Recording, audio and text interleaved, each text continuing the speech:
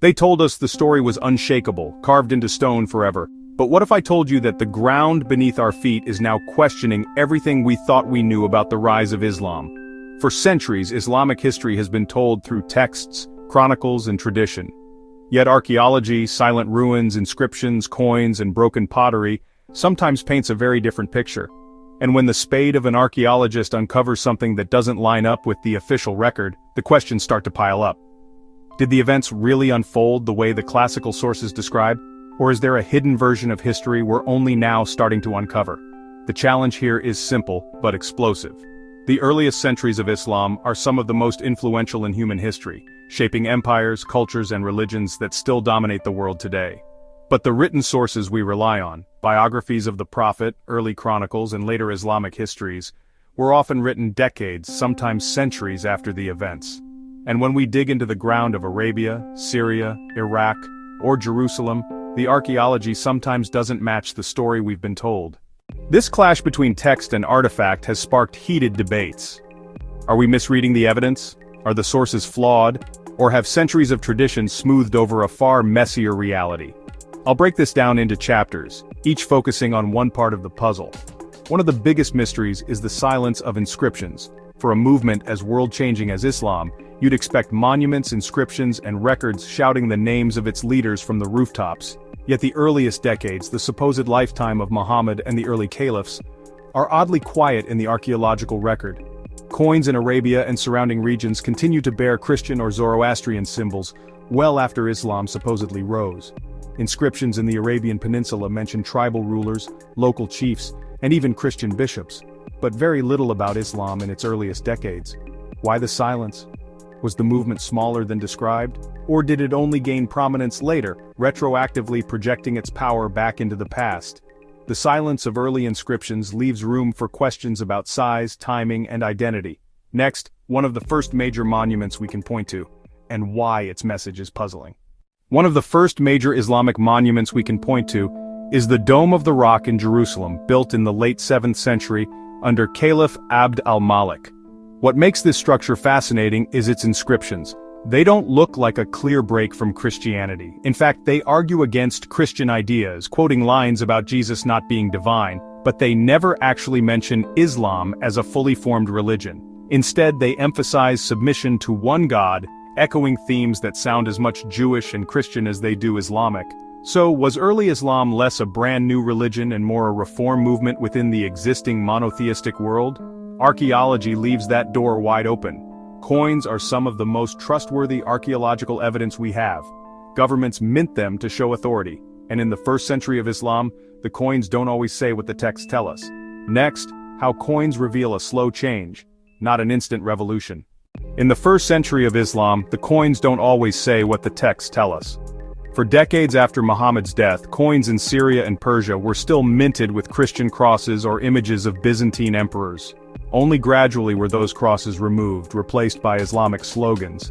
This slow transition suggests the Islamic State might not have been as centralized or as ideologically unified as the later histories want us to believe.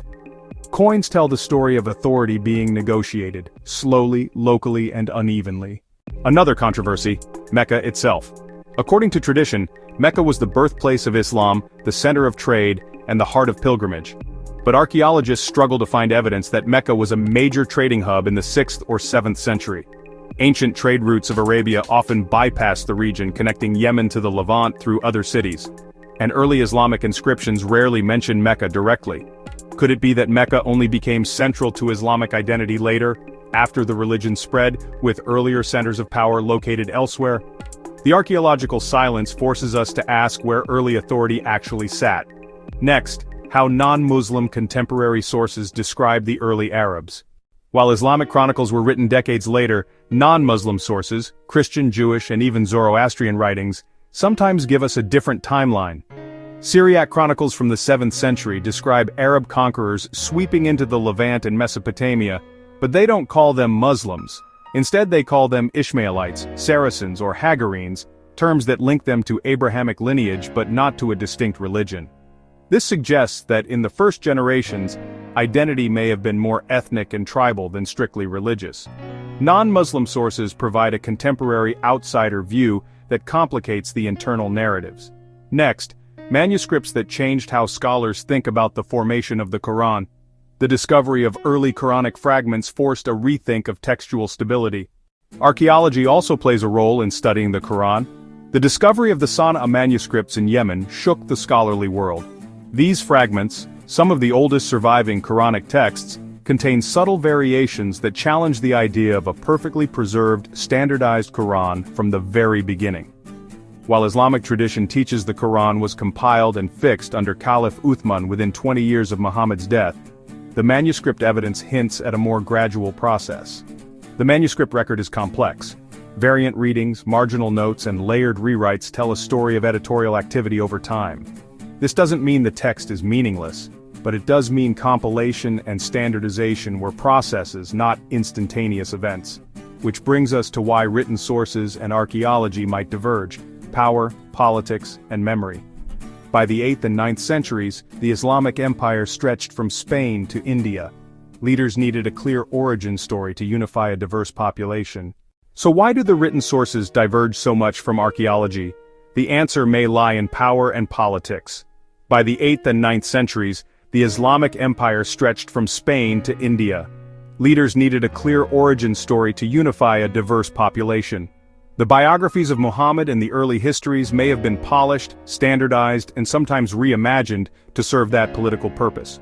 Archaeology, however, doesn't bend so easily to political needs. It shows us what people were actually using, building, and writing at the time. The key moment here is realizing this. The Islam we know today may have been the product of a long process, not a single revolutionary break. The archaeology suggests a slower birth, where Arab conquerors first expanded as a loose movement tied by kinship and monotheism, only later crystallizing into the Islam we recognize. That doesn't make the tradition meaningless, but it does mean history is more complex than the stories we've been told. Archaeology doesn't disprove Islam, but it complicates it. It shows us that religions, like empires, are living things. They grow, adapt, and reshape themselves. The gap between the spade and the scripture isn't a threat. It's an opportunity to see history as it really was, messy, human, and alive. So what does all this mean? It shows us that religions, like empires, are living things. They grow, adapt, and reshape themselves. Subscribe for more hidden histories the textbooks never told you.